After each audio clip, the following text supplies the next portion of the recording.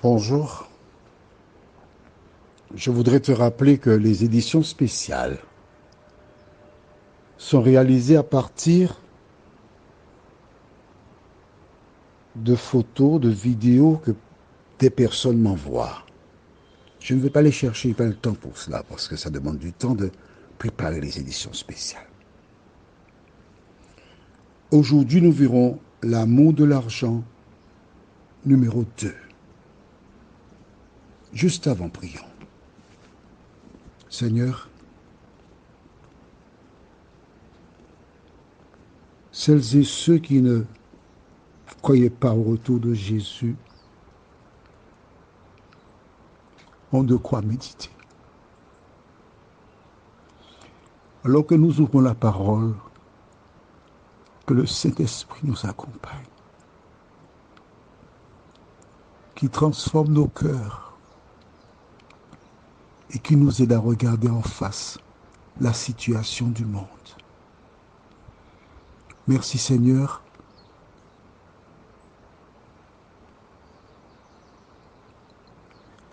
Au nom de Jésus pour ta gloire éternelle. Amen. Ce récit, un jeune homme de 17 ans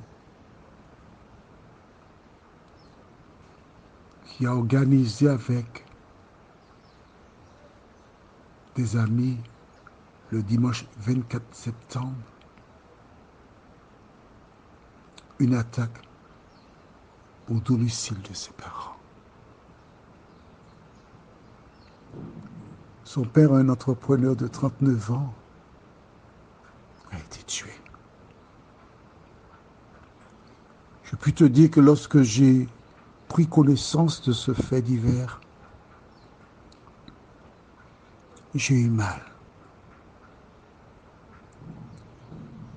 Vois-tu, le diable a aveuglé ce jeune homme. Je t'invite un instant à te mettre à la place de sa maman, l'épouse de son papa. Une femme qui aime son époux, avec qui elle a fondé un foyer. Son époux a été attaqué, il est mort. Elle découvre que c'est son fils qui est sorti de ses entrailles.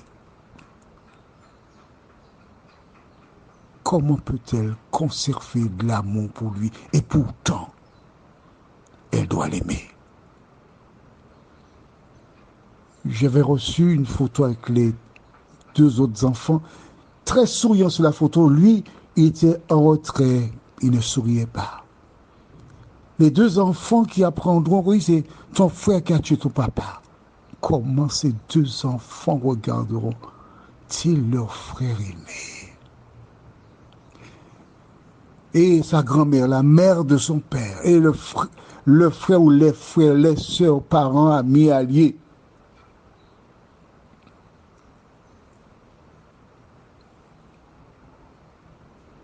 Mais lui, à un moment donné, quand il prendra conscience de ce qu'il a fait,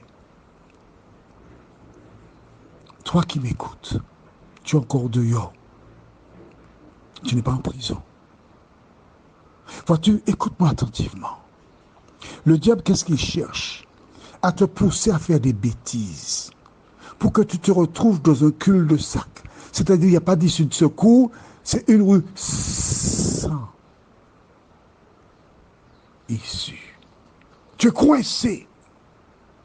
Et le diable dit souvent, rappelle-toi, lorsque Job a été attaqué dans sa chair, les boutons, il devait les crever pour enlever le pull, prendre de la cendre, mettre dessus. Les moucherons qui campèrent autour de lui. Et alors sa famille a dit quoi? Tu restes ferme, mais maudit Dieu, il meurt. En clair, prends-toi à Dieu, puis ensuite va te mettre un terme à ta vie. Écoute-moi bien, ne fais pas ça. Ne fais pas cela. Ne fais pas cela. C'est le piège du diable. Ne fais pas cela. Et si tu avais prévu de le faire, je te le donne un numéro de téléphone, c'est le mien. Plus 596 696 889 393 ou encore 88, 93, 93. Envoie-moi un message. Nous en parlerons. Mais ne succombe pas à la tentation de mettre un terme à ta vie. Je souffre pour cette famille. Je me mets à la place de cet enfant et je souffre aussi 17 ans. Et généralement, lorsque tu commets un délit, tu arrives en prison, les prisonniers ont une loi. Ils cherchent à faire justice. L'horizon semble sombre pour lui, ou peut-être pour toi aussi, qu'importe.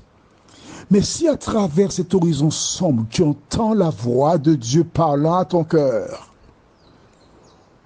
tu n'as qu'une seule chose à faire, te repentir. Car l'ennemi, il veut de ta perte éternelle, mais Jésus veut de ton salut éternel.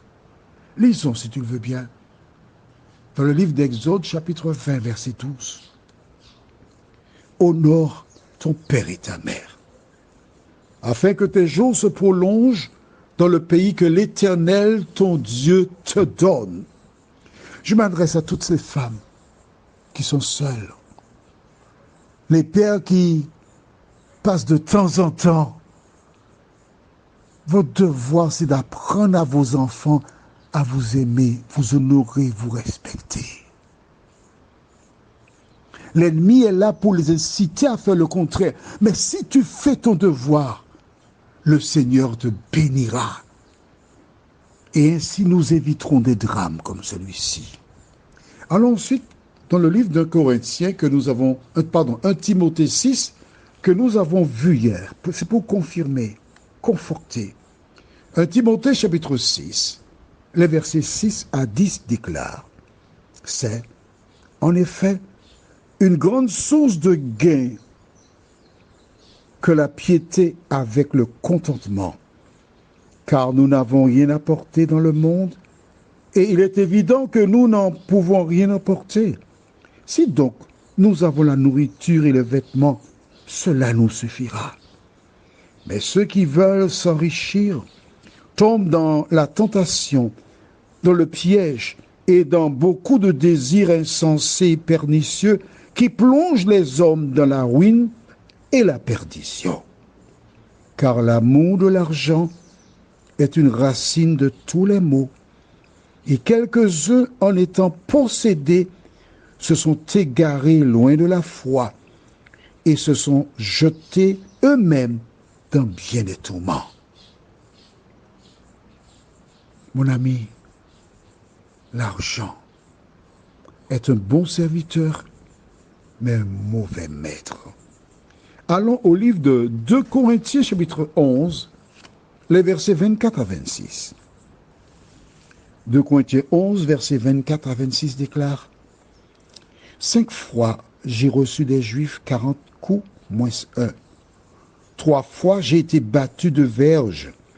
1 fois j'ai été lapidé. 3 fois j'ai fait naufrage. J'ai passé un jour et une nuit dans l'abîme. Fréquemment en voyage, j'ai été en péril sur les fleuves, en péril de la part des brigands, en péril de la part de ceux de ma nation, en péril de la part des païens, en péril dans les villes, en péril dans les déserts, en péril sur la mer, en péril parmi les faux frères. »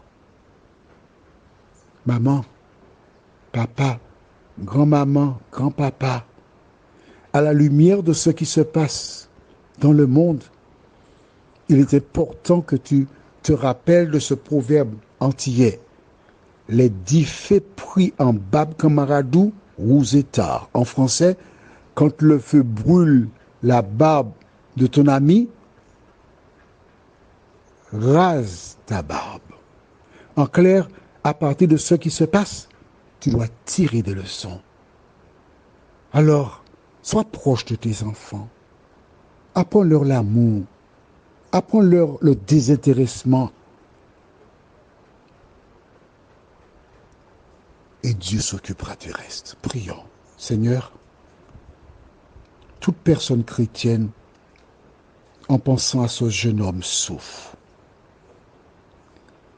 Nous ne connaissons pas les raisons, mais en tout état de cause, l'opinion publique, la famille, devrait être forte pour accepter ce qui n'est pas acceptable et continuer de l'aimer, parce que c'est seulement leur amour qui l'aidera à remonter la pente. Oh oui, Seigneur, oui. Sur le coup, beaucoup sont en colère, beaucoup ne comprennent pas. Mais cet homme est déjà mort. Et quoi que l'on puisse faire, on ne pourra jamais le ramener à la vie. Mais ce jeune homme qui a posé cet acte, qui a encore le souffle de vie, il faut qu'il comprenne la portée de l'acte. Il faut qu'il se tourne vers Dieu. Il faut qu'il, s'il le désire, soit sauvé. Seigneur, donne toi-même visiter cette famille et permets que celles et ceux qui les entourent ne puissent pas jeter de l'huile sur le feu, mais les aider à développer les sentiments qui étaient en Jésus-Christ. Cette grâce, je te la réclame au nom de Jésus et pour ta gloire éternelle. Amen. Je te souhaite une bonne journée.